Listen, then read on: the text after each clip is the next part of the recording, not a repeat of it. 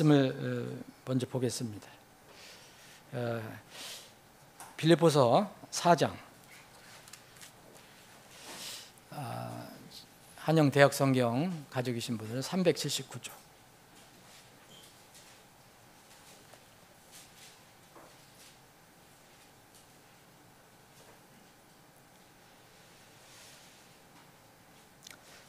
빌립보서 4장 9절부터 제 성경을 빠르게 읽어보겠습니다. 너희는 내 안에서 배우고 받고 듣고 본 그것들을 행하라. 그리하면 평강의 하나님께서 너희와 함께 계시리라. 그러나 내가 주를 크게 기뻐하는 것은 마침내 너희가 나를 돌보려 하는 것이 이제 다시 활기를 띠었음이니 그 일에 대해 너희가 또한 주의를 기울였으나 너희에게 기회가 없었느니라. 내가 궁핍에 관해 말하는 것이 아니니 이는 어떠한 형편에서든지 그것으로 내가 만족하기를 배웠기 때문이라. 나는 비천하게 되는 법도 알고 풍부하게 되는 법도 알았느니라. 모든 곳에서 또 모든 일에서 나는 배부른 것과 배고픈 것, 풍부한 것과 궁핍을 겪는 것을 모두 배웠노라. 나를 강하게 하시는 그리스도를 통해 내가 모든 것을 할 수 있느니라. 그럼에도 불구하고 너희가 나의 고난에 함께 참여하였으니 잘하였도다. 이제 너희 빌립보 사람들도 아노니 곧 복음의 초기에 내가 마게도니아를 떠날 때 주고받는 일에 관해 나와 나눈 교회가 오직 너희 외에는 없었느니라. 이는 심지어 데살로니가에 있을 때에도 너희가 한 번 그리고 또다시 내게 필요한 것을 보냈기 때문이라. 내가 선물을 원하기 때문이 아니라 17절 내가 선물을 원하기 때문이 아니라 오히려 너의 회개장부에 열매가 풍성하기를 원하기 때문이라. 그러나 내게는 모든 것이 있고 풍부하니라. 에바브로도 편에 너희가 보낸 것들을 받아 내가 풍족하니 이것은 달콤한 냄새의 향기요 하나님께서 받으실 만하고 매우 기뻐하신 희생물이라. 오직 내 하나님께서 그리스도 예수님으로 말미암아 영광 안에서 자기 부요하심에 따라 너희의 모든 필요를 채우시리라. 아멘. 아버지 하나님, 오후에 저희들이 다시 모여서 주님을 예배합니다. 주님을 찬양합니다. 우리의 경배를 기뻐 받아주시고 또 주님께서 예비하신 그 하늘의 만나를 이 시간 저희들에게 공급해 주시옵소서. 우리는 주님께서 주시는 대로 감사히 받게 해 주옵소서. 예수님의 이름으로 기도합나이다. 아멘. 제가 말씀을 준비하면서 도저히 어떤 때는 이 40-50분으로 이게 커버를 하지 못할 때, 제가 그것도 제 능력 부족이지만 못할 때가 있을 때는 좀 힘들어요. 어떻게 해야 되나. 그래서 오늘은 이제 오후까지 이 말씀을 좀 연결해서 살펴보려고 합니다. 오늘 오전 말씀 역대기상 29장 고린도서 8장 말씀에 오늘 이 사도 바울은 빌립보 교회에 마게도니아 지방에 있었던 성경에서 나오는 두 가지 대표적인 교회가 데살로니가 교회하고 빌립보 교회인데 오늘 본 말씀에 보면은 이게 우리가 생각해 보면은 그 데살로니가보다 빌립보 교회가 그 두 교회 중에서도 빌립보 교회가 더 어렵고 힘들지 않았나 하는 생각도 해봅니다. 여기서는 너희들이 빌립보 교회 너희들이 나와 복음의 초기서부터 계속 같이 이 사역을 했는데 주고받았다고 했는데 데살로니가 교회에 있을 때도 뭔가 사도 바울이 부족했던 것을 이 빌립보 교회가 이렇게 채웠다고 이렇게 이야기를 하고 있습니다. 그러면서 이 사도 바울은 내가 개인적으로 뭘 너희들한테 얻어서 받아서 그게 필요한 선물이기 때문에 얘기하는 게 아니라 나는 너희들을 생각한다라고 얘기했습니다. 사역자가 이렇게 얘기할 때 지금 그대로 이렇게 받아들일 수 있는지 저는 잘 모르겠습니다. 저는 이 사역을 하면서 하나 이제 부담스러운 게 하나 있는데 내가 이 사역을 직업으로만 생각하는 것이냐. 아무리 자문해도 그건 아니에요. 제가 신앙 양심상. 저는 이제 부족하지만 하나님의 분명히 복음을 위해서 부르셨다는 확신이 있었기 때문에 제가 이제 이 일을 이제 시작한 거거든요. 그러면 내가 부르심을 받은 것은 내 주인은 그분이시거든요. 내가 어떠하든 간에 그분의 뜻을 따라야 한다는 것은 이거는 틀림이 없습니다. 이걸 우리 성도들도 마찬가지지만 사역자는 말할 것도 없거든요. 그래서 여기 사도 바울은, 그래서 이 바울 사도가 이렇게 얘기하면, 우리가 어떤 교회나 어떤 상황에서 이렇게 얘기하면 또 저를 뭐 이렇게 이게 또 얻으려고 하는 거구나. 우리 선교사님들이 와서 또 이게 선교 보고를 하면 저 사람 또 이렇게 선교 지원해 달라고 또 하는 거 아니구나. 우리 그렇게 생각하잖아요. 근데 사도 바울도 그 비슷하게 얘기를 해요. 여기서 보면. 그러면서 나는 이제 주님을 따르면서 이제 너희들에게 이렇게 편지를 쓰는 것은 내가 궁핍해서 말하는 것이 아니다라고 얘기합니다. 이건 우리가 성경 말씀이니까 그대로 받아들여야 되고, 또 사도 바울의 마음을 우리가 그대로 알아야 되고, 사도 바울이 마음이 있다고 해서 써지는 게 아니라 하나님께서 허락하셨기 때문에, 성령께서 허락하셨기 때문에 이걸 쓰게 하신 거거든요. 그래서 사실 사도 바울의 말은 하나님의 말이라고도 할 수 있는 거죠. 그래서 비천하게 될 수도 있고 풍부하게 될 수도 있다. 그냥 그리스도 안에서 나는 모든 것을, 이게 나를 강하게 하신 그리스도를 통해서 내가 모든 것을 할 수 있다. 그러면서도 여기 14절에 보면 너희가 나의 고난에 함께 참여했으니 잘했다고 칭찬합니다.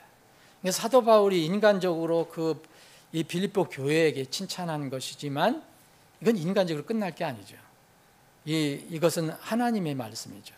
하나님의 마음이 들어간 거죠. 그래서 그대로 하나님께서 이렇게 이 빌립보 교회를 이렇게 칭찬한 거죠.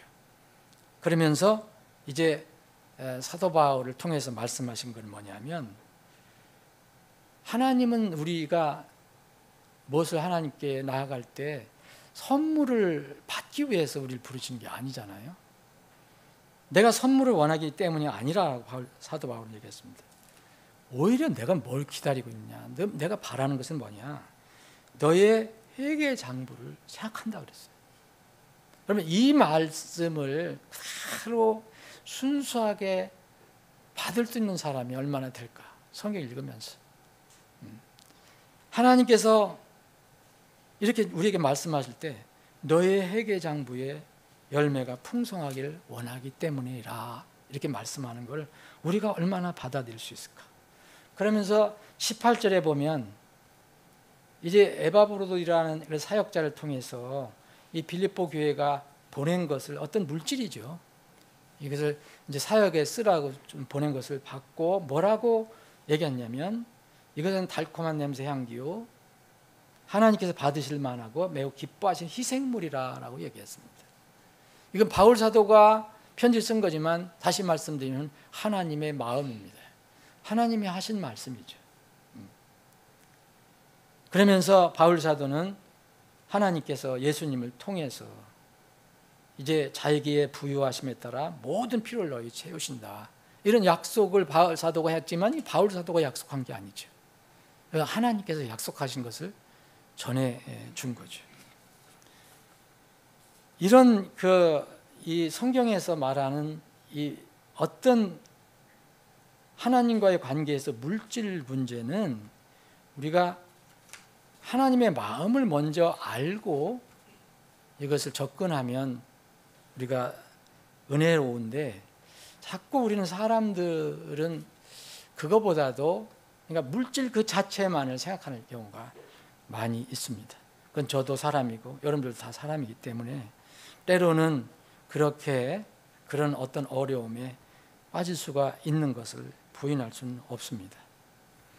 바울 사도는 이 빌립보 교회에 이런 감사한 마음을 표현했어요. 빌립보 교회에. 그런데 고린도 교회는 오히려 고린도 교회에서는 이게 물질을 받지 않았다고 얘기를 합니다. 받기를 원치도 않았어요. 성경을 보면 이 고린도 교회의 물질을 받지 않은 이유는 이걸 오해를 해서 고린도 교회 사람들이 오해를 해서 비난하고 또 그래서 복음이 막힐까 봐 복음을 막는 것이 두려워서 자기는 고린도 교회에는 이런 지원을 받지 않았던 거예요. 어떤 선교사가 우리 교회를 와서 선교 보고를 하는데 우리가 그런 태도로 나간다면 그 선교사가 우리 교회에서는 지원을 받지 않겠다라고 얘기하는 것 같은 거죠.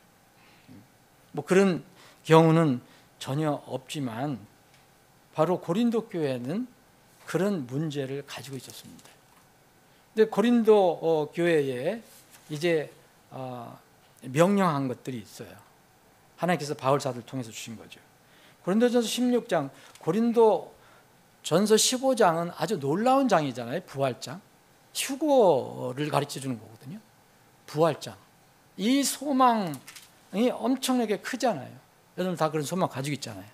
그러면서 이 부활장을 마무리하면서 사랑하는 형제들아 항상 주의 일을 넘치게 하라 그렇게 권면을 하고 15장이 마감이 됩니다. 너희 수고가 주 안에서 헛되지 않은 줄 너희들 안다. 그러면서 16장을 이제 마지막 고린도전서 16장이 마지막인데 16장은 이 말씀으로 다 끝났으면 참 좋겠는데 고린도전서가 15장으로 끝났으면 참 은혜로운 장이라고 할 수가 있는데 16장이 덧붙였는데 그 16장에 뭐냐면 또 다시 물질 얘기를 하세요. 바울 사도가. 이건 고린도 교회에 전한 겁니다. 고린도 교회. 그러면서 이렇게 얘기합니다. 이제 성도들을 위한 모금에 관하여는 내가 갈라디아의 교회들에게 지시한 바와 같이 너희도 그와 같이 하라. 갈라디아 교회는 아시죠?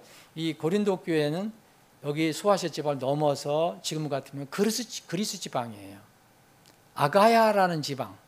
여기 데살로니가 교회하고 빌립보 교회는 그 위에 있는 마게도니아 지방이고 이 고린도 교회는 아가야라는 지방의 대표적인 교회입니다. 근데 여기는 굉장히 큰 교회고 요새 말할 것 같으면 돈이 많은 교회죠. 항구를 끼고 있었기 때문에 그 무역도 성했고 그래서 부자 교회, 이 마게도니아 교회에 비해서는 부자 교회였습니다. 그러면서 바울 사도는 여기에서는 뭐라 하냐면 갈라디아 교회를 또 얘기합니다.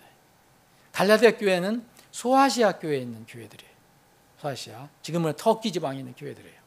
거기 교회들에게 이미 내가 지시를 했다. 근데 그 지역을 소아시아 지방을 지나서 이제 그 유럽으로 넘어온 거잖아요. 선교를 할 때. 그러면서 뭐라고 얘기했냐? 주의 첫날에, 오늘 주의 첫날입니다. 한 주의 끝이 아니에요. 주일은 앞입니다. 제일 첫날입니다. 이게 하나님의 법칙이에요. 주의 첫날에 너희 각 사람이 하나님께서 자기를 형통하게 하신 대로 자기 곁에 모아두어 내가 가는 때에 모금하는 일이 없도록 하라. 이렇게 얘기했습니다. 이게 명령이거든요. 명령. 고린도 교회에 주신 명령이에요. 여기서 우리가 이 시대에 이제 흔히 말하는 구약에서 말하는 11조의 원리가 나오는 거예요. 원리가. 11조는 문자 그대로 비례정기헌금이에요. 여기 명령하신 대로 하나님께서 자기를 형통하게 하신 대로예요. 영어가 있고 원문이 원하시는 분들 원문 찾아보시고 이건 분명히 하나님께서 어떤 비율로 너희들에게 복을 주신 대로 너희들이 판단해서 그 비율로라는 뜻이에요. 이거 이해를 못하시는 분은 없을 겁니다. 그래서 우리 교회는 비례 정기헌금이라고 하는 거예요. 11조라는 말 대신에. 주의 첫날은 뭡니까? 정기적인 성격을 가지고 있는 거죠. 아무 때나 할 수 있지만 이때 주의 첫날 이 초대교회도 많이 모였으니까 매일 모이기도 하고 나중에는 이제 주의 첫날 많이 모였는데 주의 첫날에는 정기적인 성격을 말하고 또 여기에 형통하게 하신 대로는 10의 1이라는 말은 없지만 몇 프로 명시하지 않았지만 비례적인 성격을 가르쳐 줍니다. 이거 부인할 사람은 없어요. 이게 10의 1이든 10의 2든 20분의 1이든 30분의 1이든 필요한 겁니다. 본인이 판단하시는 거예요. 판단하는 거예요. 하나님께서 너를 형통하게 해주신 대로, 요새 좋은 용어들에 하면 복 주신 대로. 레위 자손들이 존립을 위해서 그 원리를 만들어 주셔서 그 성전, 하나님을 섬기는 일이 계속 지속되게 하셨어요. 주님의 교회가 맡은 사역도 있습니다. 이 사역을 분명히 주님께서 교회에게 맡겨주셨어요. 승천하시면서. 근데 이 사역을 잘 수행하려면 세상에 간증을 세워줘야 돼요. 질서가 필요합니다. 그래서 이런 말씀 고린도 교회에 특별히 대표로 주신 거라고 저는 생각합니다. 어디에 드리느냐? 여기 얘기했습니다. 자기 곁에 모아도. 여기는 고린도 교회 멤버 성도들이 얘기잖아요. 자기 곁에가 어디겠습니까? 여기 주일날 모이네. 주의 첫날에 모일 때 자기 곁에는 그 자기가 섬기는 교회를 말하죠. 유대인들은 예루살렘에 성전 보고해 드렸어요. 구약에는 만군의 주가 말한다. 너희 11조를 창고로 가져와 내 집에 먹을 것이 있게 하라. 그렇게 말씀하셨어요. 유대인들에게는. 사도 바울은 어떤 사람이 주장하는 것처럼 사도 바울은 은혜만 얘기했기 때문에 이런 걸 얘기하면 사도 바울이 얘기한 거라고 생각하고 싶지 않은 사람도 있는 것 같은데, 이런 사람들이 부인할 수 없는 것이 뭐냐면 구약에서 제정된 이 제도와 원리 정신을 그대로 고린도 교회에 알려준 것이 사도 바울입니다. 이 고린도전서, 고린도후서에 그 나온 말씀은 다 구약에서 있는 말을 따서 이 사도 바울이 말한 겁니다. 우리 신약에서는 지금 하나님의 집이 어디입니까? 각자 섬기는 그 교회입니다. 디모데전서 3장 15절에 보면 내가 오랫동안 지체하면 네가 하나님 집에서 어떻게 행해야 할지, 어떻게 처신해야 할지 알게 하려 하노니 그랬잖아요. 이 집은 살아계신 하나님의 교회의 진리의 기둥과 터니라. 하나님 집이라고 얘기합니다. 그래서 이 사도 바울은 바로 주의 첫날에 하나님께서 자기를 형통하게 하신 대로 자기 곁에 모아도, 거기에 모인 곳에 모아두라고 얘기했습니다. 사도 바울이 방문할 때 막 급하게 막 뭐 하지 마라. 이것은 제도를 얘기하죠. 시스템을 얘기하죠. 이 명령은 그 성격과 원리를 이해해야 됩니다. 유대인들에게는 벌을 가져오는 율법이잖아요. 율법을 못 지키면 벌을 받을 수 있었지만 우리는 이 모든 성전 제사 관련 율법이 모두 성취됐어요. 예수님의 피로. 더 이상 우리는 성전에서 제사 드리지 않습니다. 주님의 십자가 사건으로 성전 휘장이 위에서 아래로 찢어졌을 때 더 이상 구약의 제사장 제도나 성전 운영은 필요가 없게 됐습니다. 나중에 이제 환란 때, 천인왕국 때 유대인들은 다시 그걸 한번 회복을 하지만 우리는 필요가 없습니다. 그래서 그러한 유대인들의 그 11조는 우리에게 필요 없어요. 율법의 끝마침이 되셨다고 해서 주님이 로마서 10장 4절에 보면 율법을 성취하러 왔다고 주님께서 말씀하셨어요. 구원받은 사람들은 율법을 지키는 것이 아닙니다. 그리스도의 사랑의 힘으로 하나님께 나가는 겁니다. 그리스도를 통해서 우리가 구원을 받았다면 이 말씀도 고린도 교회에 주셨어요. 고린도후서 5장 14절에 보면 그리스도의 사랑이 우리를 감고 한다 그랬어요. 그럼에도 불구하고 이 제도, 이 시스템의 성격과 원리는 변함이 없습니다. 이거는 구약에 있는 원리와 변함이 없어요. 조금 전에 말씀드린 대로 고린도전서 9장에 나와 있는 말씀은 신명기 25장에 있는 말씀을 그대로 따서 바울 사도가 얘기한 겁니다. 너는 소가 곡식 밟을 때 너는 그 소에게 마귀를 씌우지 말라. 그래서 우리는 구약만 읽으면 이거 누가 소를 기를 때 예, 그 소도 노동을 하니까 소 먹는 거 막에 씌워서 막지 마라 그런 뜻인가 보다. 바울 사도는 그걸 넘어서 이렇게 해석을 했습니다. 사람으로 해석했어요. 누가 이것도 영감받은 하나님 말씀인데 누가 반대합니까? 예? 이 분명히 신명기 25장에 있는 말씀을 가지고 고린도전서 9장을 말씀했어요. 고린도후서에 이 지금 고린도후서 8장 우리가 아침에 본 거 이것도 예?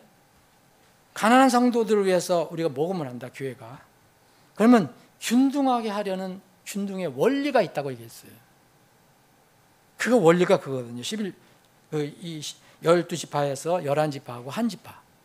만약 11지파가 한 지파를 안 도우면 이 레위 지파는 아주 가난하게 될 수밖에 없죠. 그 균등의 원리라고 했어요. 이걸 뭘 얘기했냐? 고린도후서 8장은 출애굽기 16장에 있는 말씀을 그대로 따왔어요. 그래서 나는 구약에 있는 말씀 무조건 이게 반대하고 그 부인하는 사람들 이해가 잘 안 돼요. 어떤 때는. 주님도 그렇게 말씀하셨어요. 우리 주님도. 마태복음 10장 10절에 하면 일꾼이 자기의 먹을 것을 받는 것이 마땅하니라가 이게 뭐냐. 구약에 있는 원리를 말씀을 그대로 인용하신 겁니다. 그러면 이렇게 얘기하는 사람이 있습니다. 바울 사도는 자비랑을 했기 때문에 요새 이 시대의 이 교회 시스템은 부패한 거다라고 얘기합니다. 근데 그것도 오해한 겁니다. 바울 사도는 이렇게 여러분들 고린도전서 9장 읽어보시면 내가 그럼 아내를 데리고 다닐 권리가 없느냐? 본인은 있다고 그랬어요. 내가 일하지 않아도 될 권리가 있느냐? 없느냐? 자기 있다고 그랬어요. 베드로처럼 다른 사도처럼 나도 그럴 권리가 있다라고 분명히 이야기했습니다. 그런데 왜 그렇게 안 했느냐? 고린도 교회는 왜 선교 헌금을 안 받았느냐? 자신에 대한 중상모략이 제일 많이 나온 데가 고린도 교회로 보여요. 오해로 인해서 복음을 막지 않기 위해서 자기는 안 받은 거예요. 복음이 중요하니까. 그래서 자기 권리를 남용하지 않겠다. 그래서 바울 사도는 거기서 말합니다. 나는 주님 앞에서의 보상을 생각한다라고 얘기했습니다. 이게 바울 사도의 자비량이지 무슨 바울 사도가 전혀 교회 지원을 안 받고 선교하는데 자기가 다 자비량으로 자기가 사업해서 했다? 그건 성경적이 아닙니다. 어떤 교회는 또 그렇게 어떤 그 파는 또 그렇게 강조하잖아요. 여러분 오늘 이 본문 말씀에 보면 빌립보서에 있는 이 말씀을 보면 우리가 좀 생각을 해봐야 될 겁니다. 지금은 누가 봐도 사실은 마지막 때예요. 지금 우리가 자연수를 할 때 주님이 오실 때가 거의 맞습니다. 해당이 안 되는 사람도 있겠지만 하나님께서 주신 명령은 말씀은 다 하나님 자신을 위한 게 아니에요. 제가 얼마 전에도 아침 설교에서 말씀드렸지만 하나님의 유익을 위해서 우리에게 신앙생활 하라고 하신 게 아닙니다. 절대 아닙니다. 그것은 다 우리의 유익을 위한 겁니다.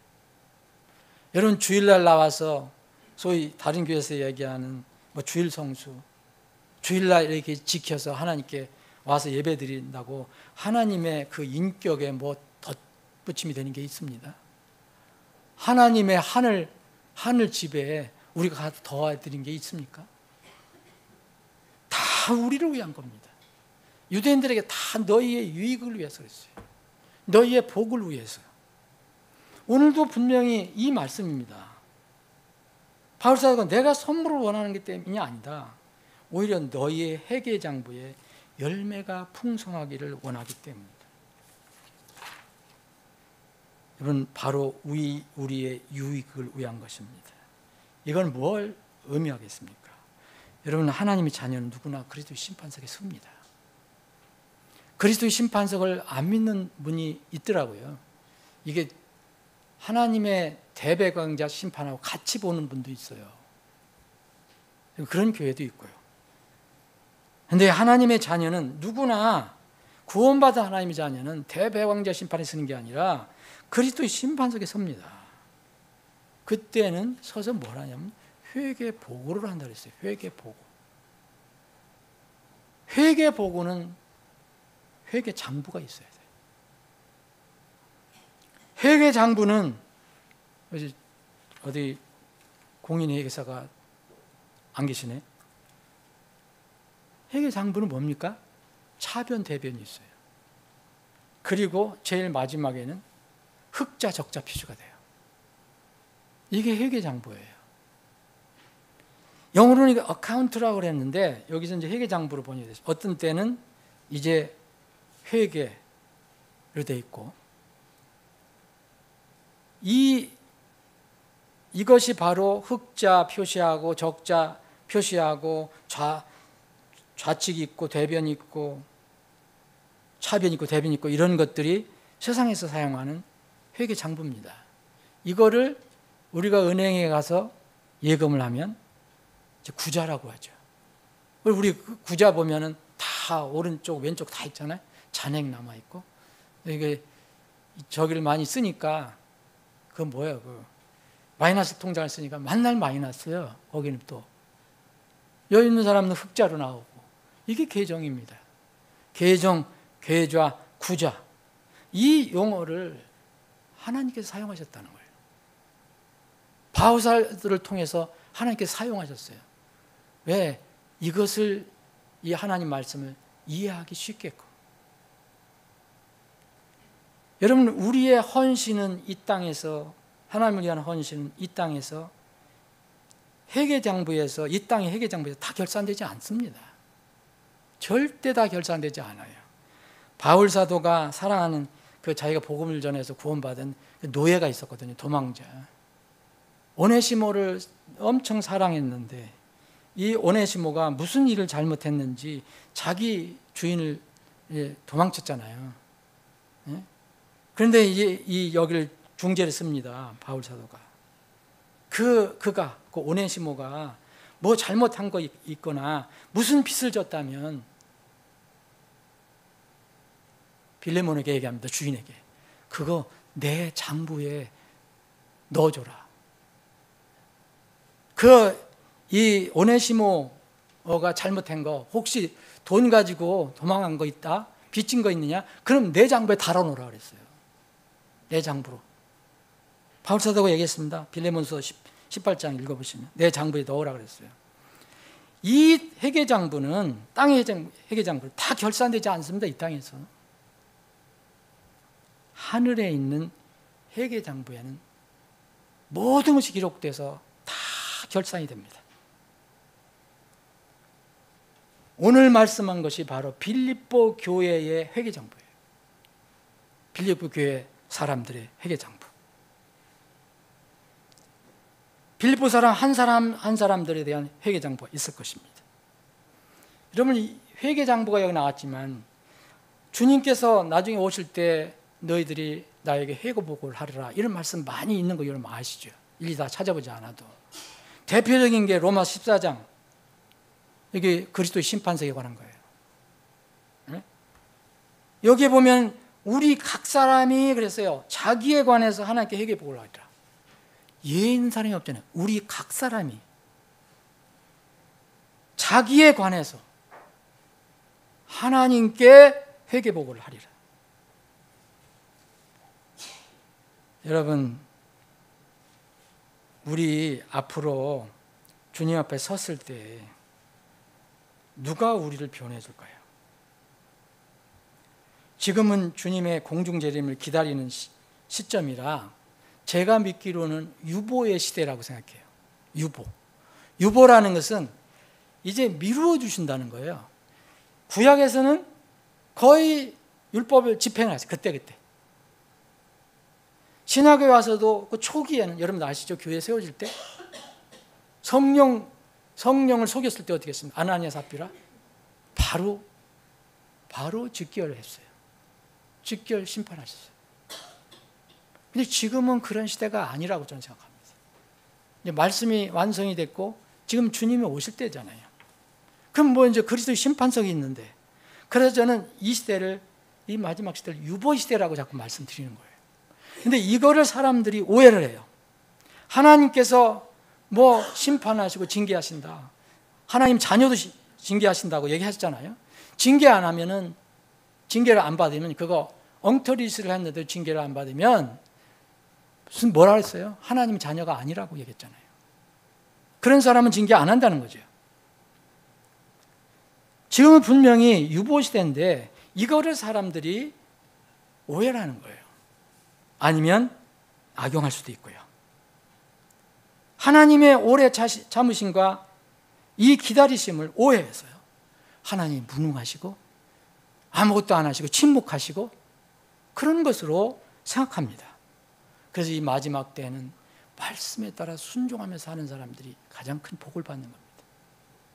구약처럼 갑자기 뭐를 주시고 뭐 물질이 늘어나고 땅이 늘어나고 그런 게 아니에요. 우리는 다 그리스도의 심판석에 곧 섭니다. 그런데 그리스도의 심판석에서 다른 사람을 변호하거나 내가 다른 사람의 변호를 받을 수 있는가? 여러분들이 그리스도의 심판석에 섰어요. 부부가 앞서거니 뒤서거니 섰다 그러면 내가 내 사랑하는 아내를 위해서 내가 남편으로서 변호 좀 하겠습니다. 될까요? 안 됩니다. 제가 여러분들하고 같이 섰을 때 저는 그래도 몇 년 동안 그 교회 목회자로 일했는데 제가 우리 교회 성도들을 위해서 좀 변호를 좀 먼저 해보겠습니다. 그거 안 됩니다. 성경은 다 그랬잖아요. 고린도후서 5장 14절은 모든 사람이 각자라고 그랬어요. 각자. 그런데 여기서는 예외가 없어요. 반드시. 이게 엄미한 겁니다. 여기에서 우리는 다른 사람을 변호를 할 수가 없고 변호를 받을 수도 없어요. 여기에서 모든 것이 다 정리됩니다. 모든 것이 다 정리돼요. 저는 사실 그게 목회자로서 성경을 알을 때, 제가 그 전에 목회하기 전에는 이 그리스도 심판석하고 대백양자 심판도 구분을 못했어요. 옛날에는 같은 걸로 생각했어요. 근데 목회하고 나서 제가 가장 걱정이 된다랄까, 좀 염려가 되고 어떤 면에 두려운 게 뭐냐면 내가 직분을 어떻게 수행하는가, 이거에 대한 겁니다. 사역자는 복음을 전해서 구원받게 하고, 구원받은 성도들은 주님 앞에서 부끄러움 없이 칭찬을 받을 수 있는 사람으로 세워야 하는데 그런 책임이 있다고 성경은 말하고 있잖아요. 이런 성경 때문에 힘든 거예요, 사역을. 그래서 어떤 때는 사역을, 그래서 사역하는 사람들이 이런 것을 아는 사람들은 부담이 있는 거예요. 히브리서 13장에 보면 이런 말씀이 있어요. 히브리서 13장 16절 18절에 보면 과연 나는 내 생계를 위해서 이것을 하는가? 내 이름을 알리고 육신을, 그래서 사람들이 육신을 맞춰주는 설교를 하고 있는가? 아니면은 내가 하나님 앞에 정직하게 사람들이 싫어하든 좋아하든 이것을 내가 하는가? 히브리서 13장 16절부터 보면 이런 말씀이 있어요. 그러나 선을 행하는 것과 나누어 주는 것을 잊지 말라. 나누어 주는 것은 물질을 얘기하는 거죠. 아니면 무엇이든지 자기가 가지고 있는 것을 얘기하죠. 이는 이와 같은 희생물들을 하나님께서 매우 기뻐하시기 때문이라. 너희를 다스리는 자들에게 순종하고 너희 스스로를 복종하라. 이는 그들이 반드시 회개 보고해야 하는 자들로서요. 우리 성경은 이렇게 정확히 번역됐어요. 근데 다른 성경은 회개 보고하는 자들처럼 이라 아마 됐을 거예요. 그건 정확한 번역이 아니라고 저는 생각합니다. 처럼이 아니에요. 그러면 그렇게 안 한다고도 되는 거예요? 이것은 반드시 회개 보고를 해야 돼요. 누구를 위해서 하느냐? 너희 혼을 위해 회개 보고하여 하는 자들로서 너희 혼을 위해 깨어있기 때문이니 그랬어요. 내가 여러분들을 회개 보고 못합니다. 가서 변호 못해요. 그런데 내가 어떻게 이 교회를 섬겼는가, 이거는 내가 정직하게 가서 해야 돼요. 이런 말씀이 이 사역자들에게는 힘든 겁니다. 반드시 회개보고야 하는 자들로서 너희 혼을 위해 깨어있기 때문이니 그들이 그것을 기쁨으로 하도록 하고 근심으로 하게 하지 말라. 이는 그것이 너희에게 유익을 주지 못하기 때문이라. 우리를 위해 기도하라. 이 바울 사도, 이 히브리 기자라고 믿는데 우리를 위해서 기도하라. 이는 우리가 모든 일에서 기꺼이 정직하게 살기를 원함으로. 사역자가 정직하게 사는 것이 뭘까요? 우리에게 선한 양심이 있다는 것을 확신하기 때문이다. 그래서 말씀이 때로는 두렵게 다가옵니다. 여러분, 하나님의 자녀라면 물질에 대한 가치관이 하늘의 개념으로 바뀌어야 된다고 저는 생각합니다. 물질관이 바뀌지 않은 사람은 특히 교회 지도자, 리더가 되어서는 안 됩니다. 자신을 포함해서 모든 것이 주님의 것이라는 말씀에 순종하려면 내 자아를 통제해야 돼요. 그리고 육신을 버려야 합니다. 심지어는 골로새 교회에 바울 사도는 뭐라고 얘기했습니까? 너희 땅에 있는 동안에 너희 지체들을 어떻게 하랬어요? 죽이라고 그랬어요. 너희 지체는 뭐냐? 우리 몸을 얘기하는 거예요. 육신의 몸. 우리 성도들, 우리 몸, 교회의 한 사람 한 사람 얘기하는 게 아니라 땅에 있는 너희의 지체를, 너 육신의 몸을 죽이라 얘기했습니다. 여기에 여러 가지 우리 육신이 좋아하는 것, 행음, 부정함, 무절제한 애정, 악한 욕정, 그리고 마지막으로 나온 게 탐욕입니다. 탐욕은 우리가 어디 가서 돈을 많이 긁어 모으겠습니까? 하나님의 물질을 내 것처럼 생각하며 사는 것, 이게 탐욕입니다. 탐욕은 우상 숭배니라. 하나님보다 그것을 더 숭배한다 얘기합니다. 우리는 하늘에 갈 때까지 순간마다, 날마다, 달마다 계속해서 땅에 있는 우리 지체들을, 이 육신을 죽이는 이런 훈련을 하며 살아야 합니다. 하나님은 우리의 물질을 원하시는 분이 아닙니다. 하나님은 우리 자신의 믿음을 원하시는 분이에요. 그래서 우리를 위해서 너 앞으로 하늘에 왔을 때 너희를 위해서 내가 이렇게 말한다라고 말하는 겁니다. 마태복음 16장 19절 21절에 이 예수님께서 직접 하신 이 말씀이 있잖아요. 근데 이걸 또 무슨 천년왕국의 환란 때만 해당된다고 또 해석하는 사람이 있어요. 난 참 대단한 머리들이라고 저는 생각해요. 너희 자신을 위해 보물들을 땅에 쌓아두지 말라. 거기서는 좀과 녹이 썩게 하며 거기서는 도둑들이 침입하여 훔치느니라. 오직 너희 자신을 위해 보물들을 하늘에 쌓아둘지니 거기서는 좀이나 녹이 썩게 하지 못하고 거기서는 도둑들이 침입하거나 훔치지 못하느니라. 이는 너희 보물이 있는 곳에 너희 마음도 거기에 있기 때문이라. 주님의 만찬은 주님께서 오실 때까지 하는 겁니다. 하늘에 가서는 제가 믿기로는 이제 어린 양의 혼인잔치, 대만찬, 그것으로 끝나지 않을까.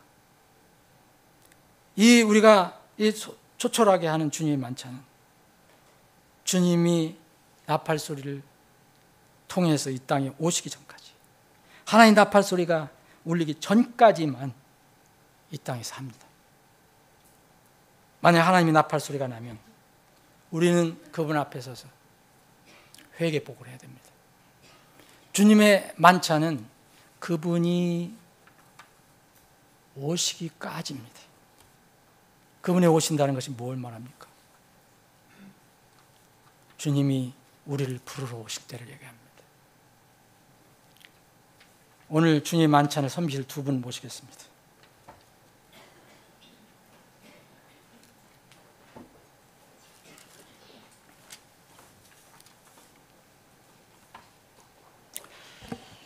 아버지 하나님, 오늘 벌써 금년 반이 6개월이 휙 지나고 이제 하반기 7월을 맞이해서 7월 만찬을 저희들이 이 시간 거행합니다. 주님, 이 만찬을 함께 나누면서 다시 오실 주님을 저희들이 기억하고 또 간절히 기다리는 마음으로 이 만찬에 참여하게 해 주옵소서. 그래서 이 만찬이, 이 7월 만찬은 더 복되고 은혜로운 만찬이 되게 해 주옵소서. 예수님의 이름으로 기도합나이다. 아멘. 먼저 예수님께서 이제 우리를 위해서 먼저 아낌없이 주신 그분의 몸을 기념하고 상징하는 빵을, 누룩 없는 빵을 분배해 드리겠습니다.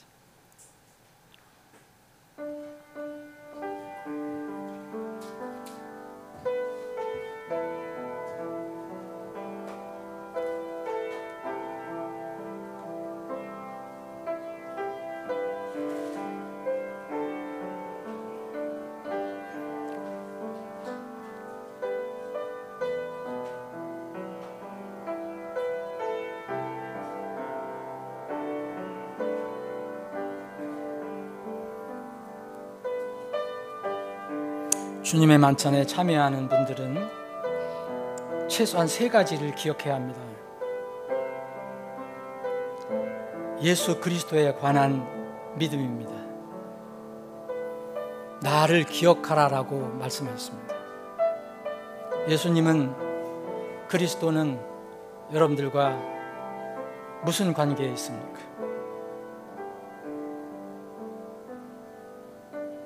만찬은 또 우리에게 구원의 기초를 알려줍니다.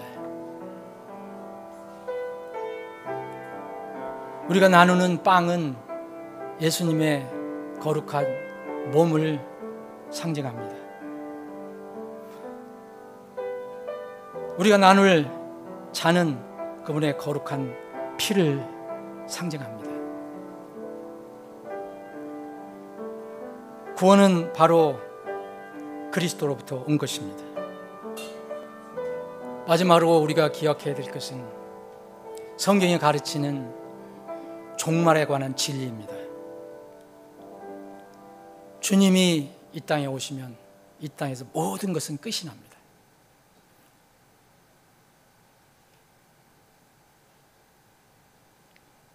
주 예수님께서 배반당하신 바로 그 밤에 빵을 취하사 감사를 드리신 후에 그분께서 그것을 떼시고 이르시되 받아서 먹으라, 이것은 너희를 위하여 찢긴 내 몸이니 나를 기억하여 이것을 행하라. 함께 나누시겠습니다.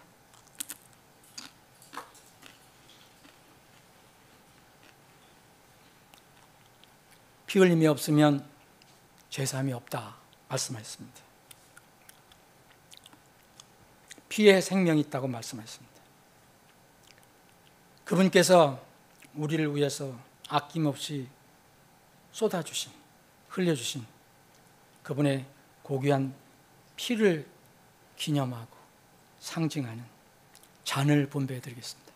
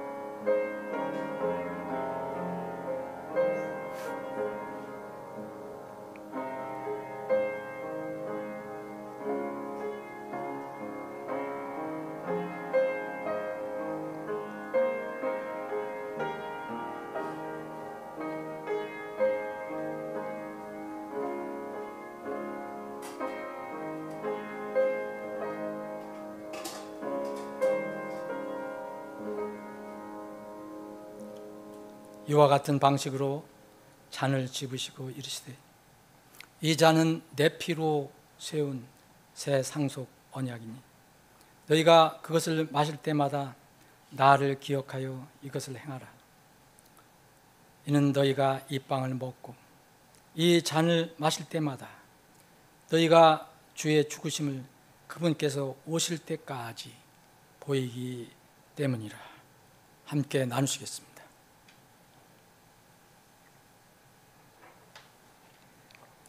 제가 잠깐 기도하겠습니다. 아버지 하나님, 오늘 7월 주님의 만찬을 끝으로 오늘 하나님 집에서 우리 사랑하는 지체들과 함께 가진 모든 예배, 경배 순서는 마무리가 됩니다. 이제 예배를 마치면 저희들은 또 각자 주님께서 정해놓으신 처소로 흩어져 살아가야 합니다.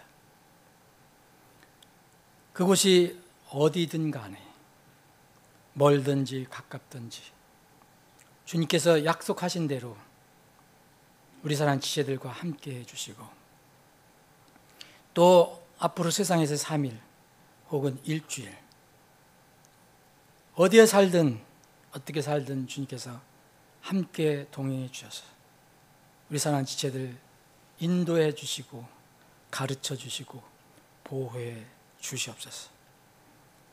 그래서 우리가 주님의 은혜로 건강하게 살다가 다시 다음 주일에 하나님 집에서 아니면 3일 저녁에 기쁘게 하나님께 나와 예배를 드릴 수 있게 해 주시옵소서. 오후 남은 시간에도 주님 함께 해주시고 특별히 고통받는 지체들, 투병하는 지체들 기억해 주셔서 꼭 이기게 하시고 마음이 아파서 또 낙심해서 힘을 잃은 지체가 있다면 그 지체의 마음을 어루만져 주시고 위로해 주셔서 다시 새 힘으로 주님을 기쁘게 섬길 수 있게 해 주시옵소서. 모든 것을 주님께 의탁하고 감사드리며 거룩하신 예수님의 이름으로 기도합니다.